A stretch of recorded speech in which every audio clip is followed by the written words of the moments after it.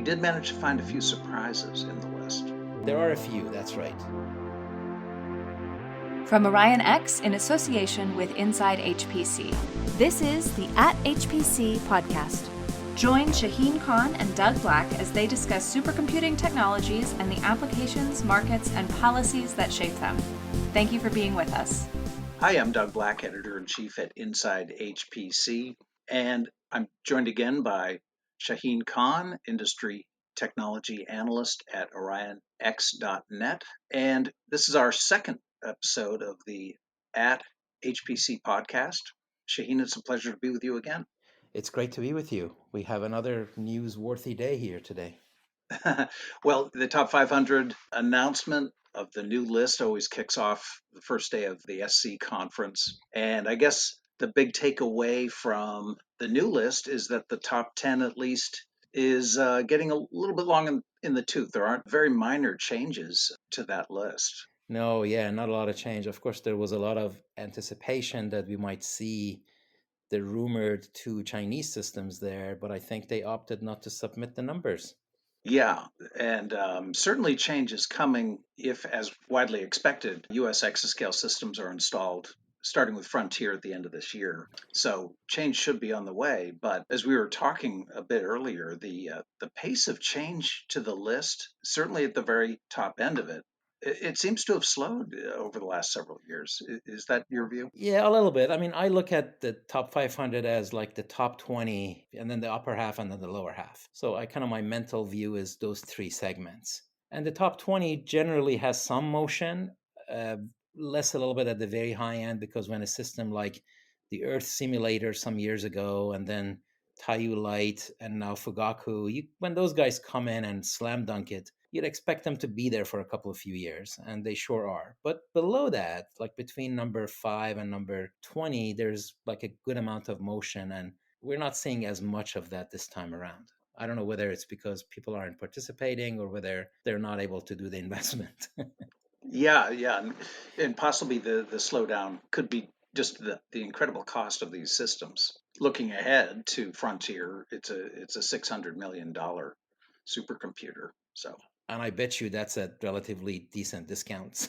So, and you have to remember that while it's a question of national security and et cetera, and you might be able to drive a bargain, in the commercial world, these high-end chips and systems are all production limited. So the vendors have little incentive to discount. Yeah, exactly. It's not a mass market we're talking about. So now, okay, even in the face, though, of this list without many changes to it, we did manage to find a few surprises in the list.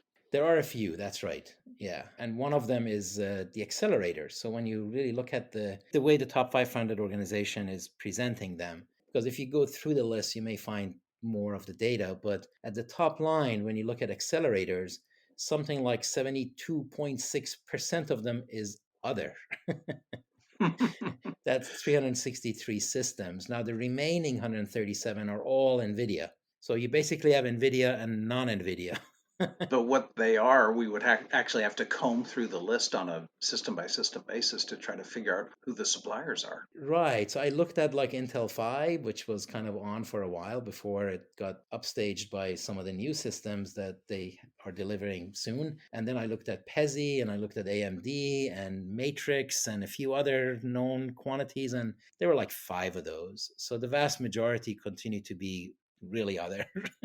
Yeah, it's interesting to look at how quickly NVIDIA and AMD have rushed to the top of the list over against, say, Intel. I went through the top 10 and they are in 2 of the top 10 systems. And even 5 years ago, they were in 5 of them. So, right. I think that's just indication of the high performance in high performance computing, that if you have the performance, people will switch to you readily. And that's the name of the game in this market. Whoever has the best performance will see results quickly. And we're observing that. And of course, AMD's announcement last week, which was another big piece of news, puts it on a big collision course with NVIDIA. And for the first time, it's providing real competition for NVIDIA. So the next list is going to be really interesting to watch.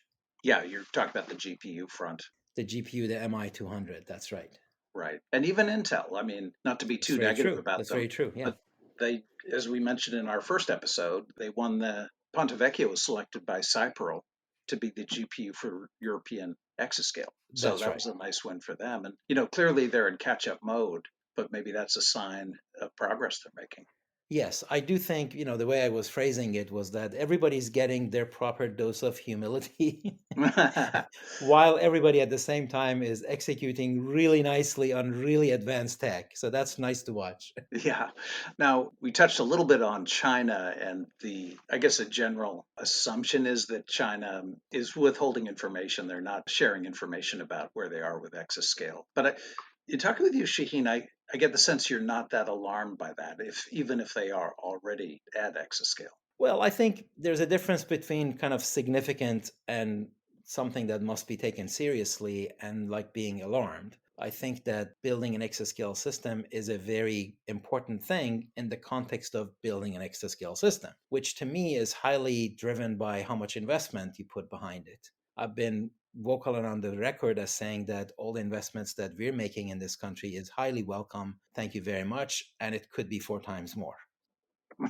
Because to me, like computing infrastructure is absolutely the critical component of the future. And of course, we are as a nation quite ahead on many, many fronts. And it's not like others are going to sit idle and do nothing and wait for us to really do them. It's like computer industry is like already 70 years old, right? So it's not brand new. People finally, eventually get how they need to compete. And that's going to happen all over the world. So it's significant, but not alarming is the way I see it. And of course, I haven't seen the system configurations, right? I think it's one thing, one of the things I like about Top 500 is that you see the results and you see the system configuration, and they probably run a few other benchmarks like HPCG or HPC AI or, whatever, Green 500. And so you get a feel for how these technologies operate in that configuration. We don't know anything about those rumored systems, so it's hard to really assess it. Yeah, but we know they're on the path to exascale. This is not being done in secret.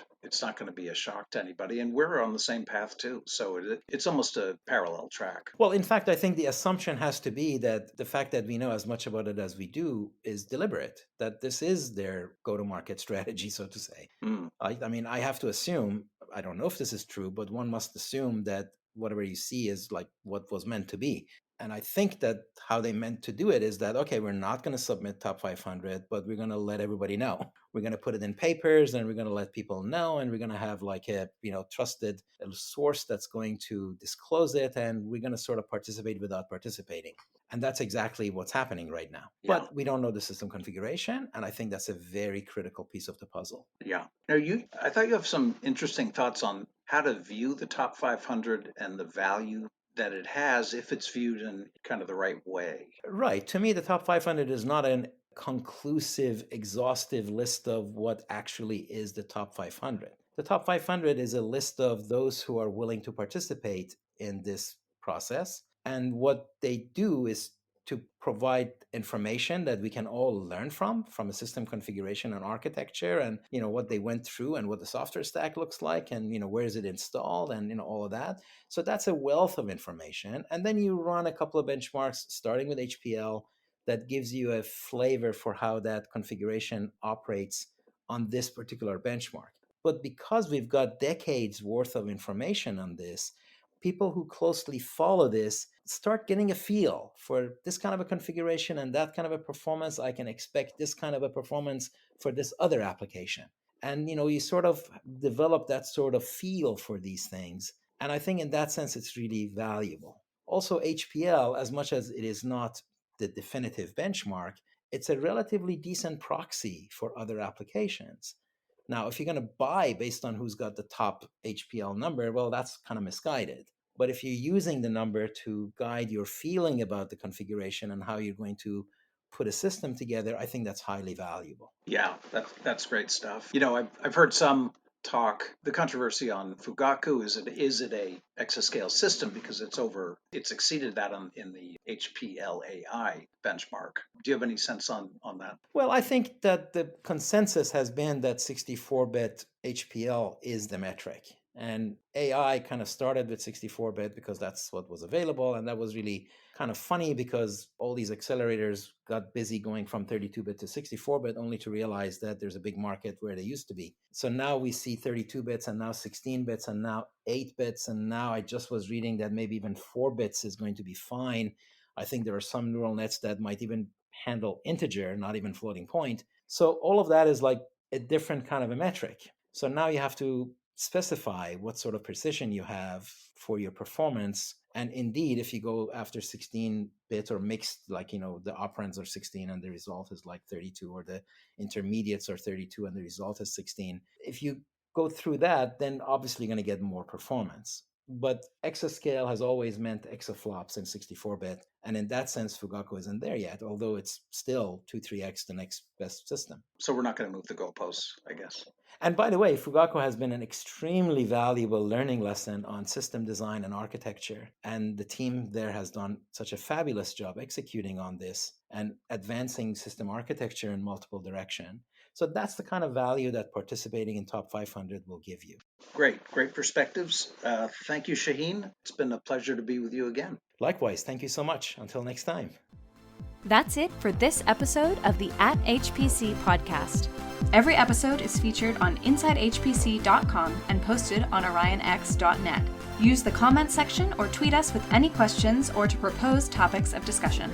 If you like the show, rate and review it on Apple Podcasts or wherever you listen. The At HPC podcast is a production of OrionX in association with Inside HPC. Thank you for listening.